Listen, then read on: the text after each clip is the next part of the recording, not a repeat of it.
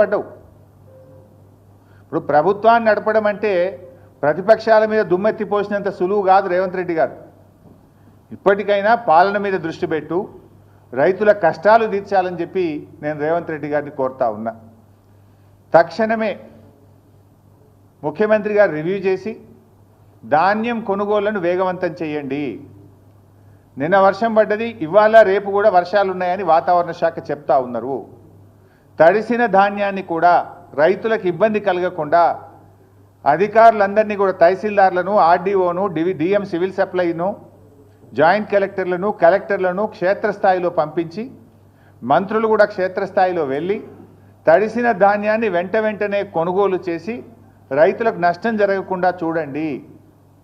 అసెంబ్లీలో ఉపన్యాసాలు ఇచ్చుడు కాదు, తరుగు తాలు పేరు మీద 5 కిలోల నుంచి 10 కిలోల వరకు రైతుల దగ్గర క్వింటాల్కు కట్ చేస్తూ ఉన్నారు కనుక దాన్ని రివ్యూ చేసి తాలు తరుగు లేకుండా కొనుగోలు జరిగే విధంగా రేవంత్ రెడ్డి గారు చర్యలు తీసుకోవాలని చెప్పి మేము డిమాండ్ చేస్తూ ఉన్నాం.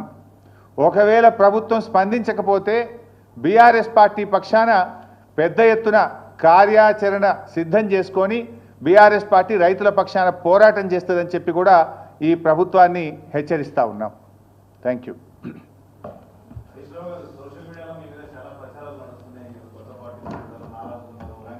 నేను ఇంత మంచిగా మాట్లాడితే నువ్వేంది?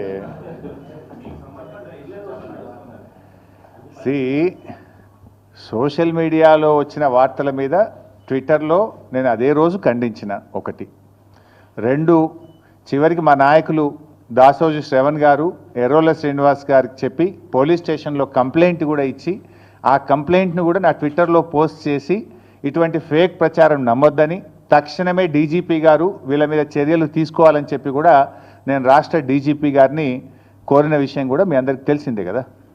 ఏం రగ్గారు?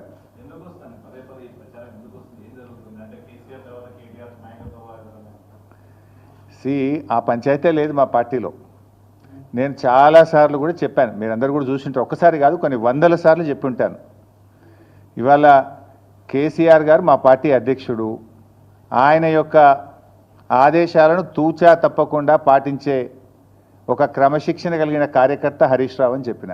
ఇది బహుశా 100ల సభల్లో చెప్పిన, టీవీ డిస్కషన్స్లో చెప్పిన, ప్రెస్ మీట్లలో చెప్పిన, చిట్చాట్లో చెప్పిన, అనేక సందర్భాల్లో కూడా చెప్పిన. సో మీరు అన్నట్టు కేటీఆర్ గారికి నాయకత్వం అప్పచెప్తే స్వాగతిస్తాను. డెఫినెట్గా ఐ కోఆపరేట్. ఒక కార్యకర్తగా హరీష్ రావు పార్టీ నిర్ణయాన్ని, కేసీఆర్ నిర్ణయాన్ని ఎప్పుడైనా శిరసా వహిస్తాడు తప్ప గీత దాటే వ్యక్తి కాదు.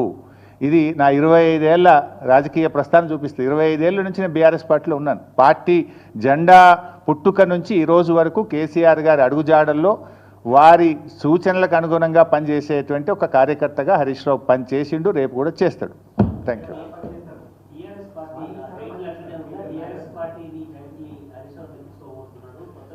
ఇవన్నీ చిల్లర ముచ్చట్లు బంద్ చేయాలి. ఇంత స్పష్టంగా కుండబద్దలు కొట్టినట్టు నేను మాట్లాడుతుంటే మీరు ఈ ప్రశ్నలు ఏందో నాకైతే అర్థమవుతలేదు.